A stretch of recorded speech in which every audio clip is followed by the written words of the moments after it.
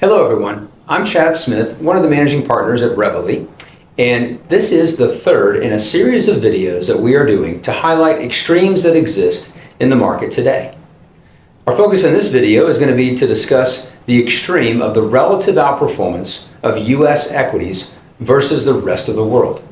I'm happy to be joined by my partner, Stephen Weitzel, and we're going to discuss this together. Stephen, why don't you give us an overview of this first animation that we're seeing here? Yeah, so this animation that we're going to let run during our conversation today is going to be one that's going to help people see how there can be a discrepancy between what percentage of a country's GDP, or what percentage it makes up of total global GDP, and how that compares to what percentage that country's stock market represents of the global equity market capitalization.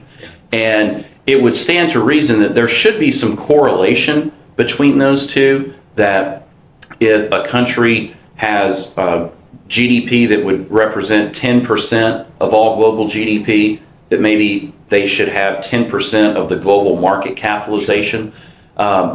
But that's not always the case, and there are some ebbs and flows in that.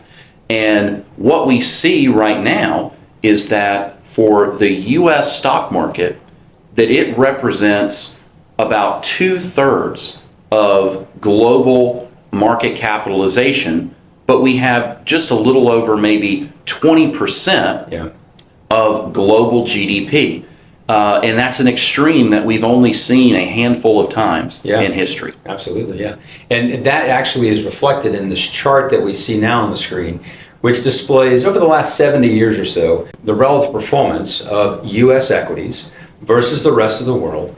And what you can see is that right now we are substantially above the historical average over time. And a lot of these extreme relative valuations that exist today are reflected in this. The other thing about this chart is you can see how long this has been building. I think we're now into the 15th year of that. That's right. And historically, the periods where one geography would outperform another, maybe 5 to 7 years was kind of typical. And so, yeah, we're 2 times, maybe 3 times what we would see on average in terms of the duration of this period of outperformance from U.S. equities relative to the rest of the world. Yeah.